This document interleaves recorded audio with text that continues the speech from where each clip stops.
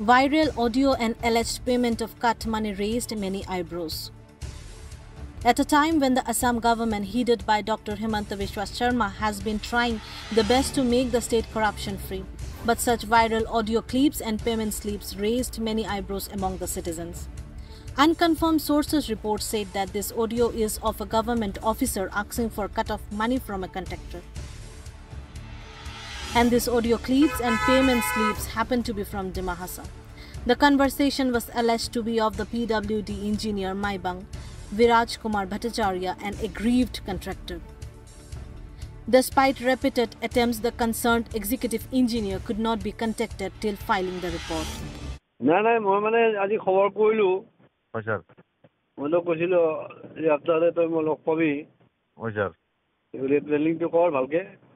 কেতিয়া আহিবি কি কথা কি বতৰা তোক তো বুঝছো স্যার মানে টাটা ওয়ার্স তো করছিল মই মানে এটা তো মানে বহুত বেশি হয়ে যায় স্যার কিবাটো তো বহুত বেশি হয়ে যায় স্যার আর আপনি তো 280 বলে বলাক না স্যার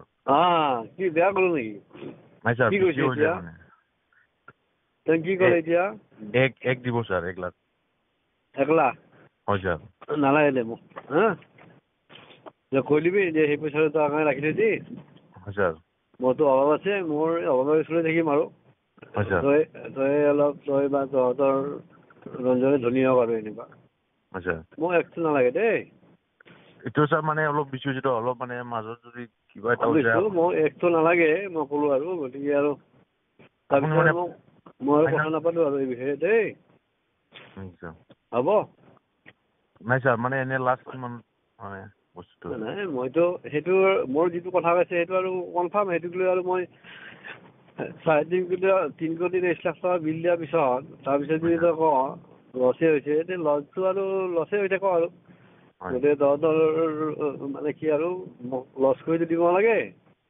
সেইটো পইচাটো কামত আহিব কিবা বিজনেছত লগাব পাৰিবি কামত লগাব পাৰিবি হ'ব হ'ব দে নালাগে আৰু ফোন নকৰো দেই ঠিক আছে হ'ব নাই স্যার তো মানে আপনি বিয়া পালেন নাকি স্যার নাই নাই মই বেয়া নাপাওঁ মই কিয় বেয়া পাওঁ না স্যার বস্তুটো মানে মই বেয়া নাপাওঁ এইকাৰণে বেয়া নাপাওঁ যে এইকাৰণে বেয়া নাপাওঁ তহঁতৰ ডিমাহাছাওত আহি কাম কৰিলি তহঁতৰ বহুত লছ হৈছে লছ হ'লেতো এতিয়া যিজন ইঞ্জিনিয়াৰে সেই কাউন্সিলৰ MSCৰ গাড়ী খাই খাই খাই খাই খাই গোলামী কৰি থাকে ইয়াতে 300 কিলোমিটাৰ দূৰত আহি ফেমিলি বাচ্চা লৈ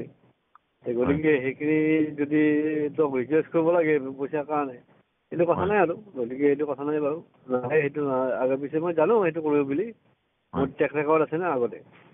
তোক ট্ৰেক ৰেকৰ্ডৰ কথাটো মই কৈছিলোঁৱে গতিকে মই সেইটো কৰিব জানো কিন্তু কথাটো হ'ল কি আৰু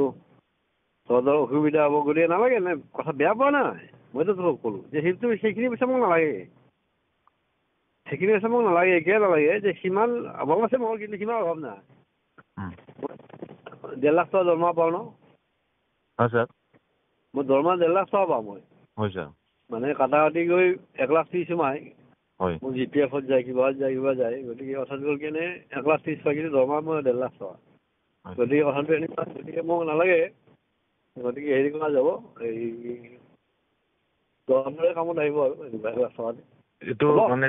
নাই স্যার মানে এনে কিমান কিমান মানে সেই কথা মই তোক ক'লোৱে যে মই তোক ক'লো যে মোৰ যিখিনি মই হিচাপ দিলোঁ সেইকাৰণে মই পইচাটো এই ধৰণে মই হিচাপ কৰিলোঁ ইঞ্জিনিয়াৰটো মই জীৱনত আজি যে নাই ইঞ্জিনিয়াৰৰ পৰা দেখা পাইছোঁ গতিকে সেইটো হিচাপতে নকৰে সেইখিনি খৰচৰ কাৰণে লৈছোঁ আৰু এনেকুৱা মই সেই খৰচৰ কথাখিনিয়ে মই বাদ দিলোঁ এনেকুৱা তো বাদ দিয়াৰ পিছত মই তোক ক'লোঁ যে এইখিনি কৰিবি এনেকুৱা এনেকুৱা